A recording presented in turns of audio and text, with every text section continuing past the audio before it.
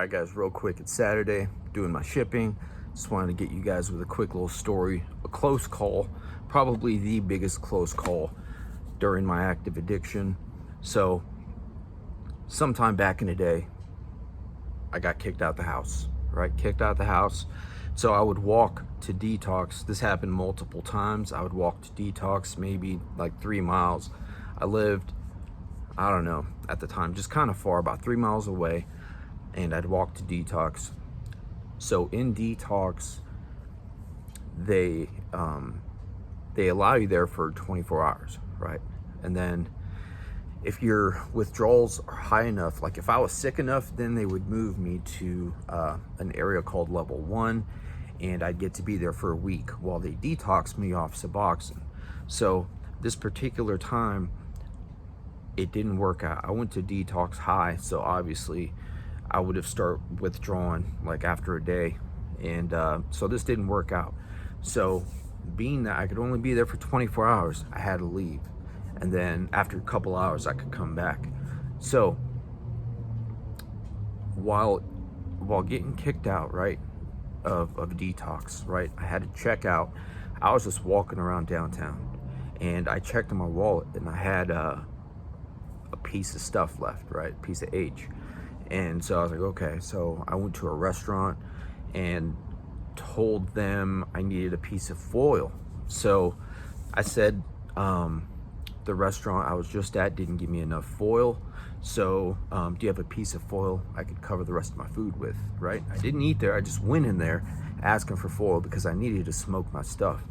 So I found some random straw on the floor, and I think I had a lighter, something like that. Anyway, so I got the piece of foil, and I went into another restaurant and into the restroom and smoked my stuff, right? So obviously I got high. I was lit.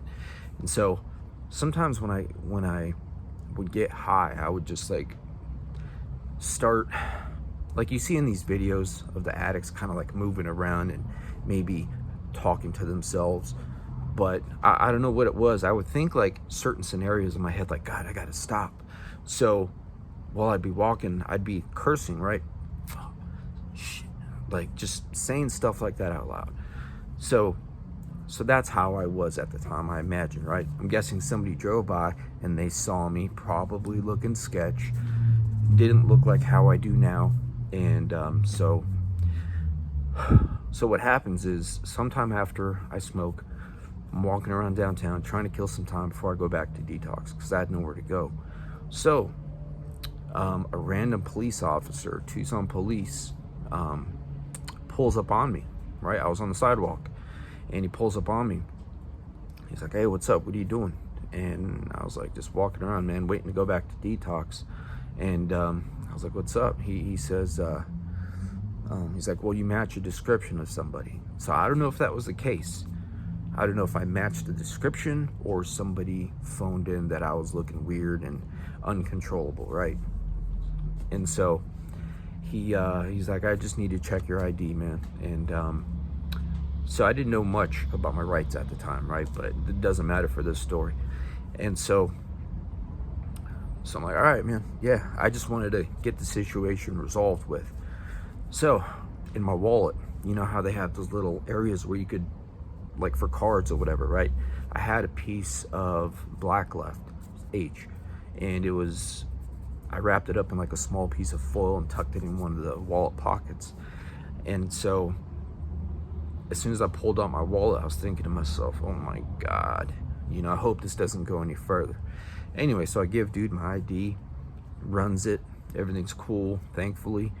And we were talking about like detox and how I'm struggling with addiction, I try to keep it civil. I try to manipulate the situation, I guess, like in my favor by complying. And I was telling the truth, I had an addiction, all that good stuff, but I was really emphasizing that, right? I was emphasizing that, telling him, I'm trying to change my life, blah, blah, blah, right? Anyway, so he checks it, everything's clear, and then he lets me go, So I don't know what situation, I don't know if I really matched the description, right? I don't know. That I'll never know. So that was a close call, you know. That was a close call. He could have pushed the issue further if I didn't paint that pretty picture, right?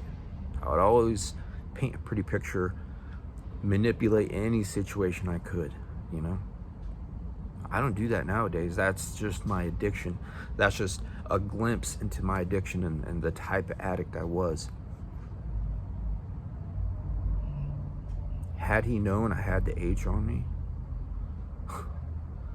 my whole story would have been different probably, right? I would have went to prison a lot sooner. This was pre-prison, so I'm guessing,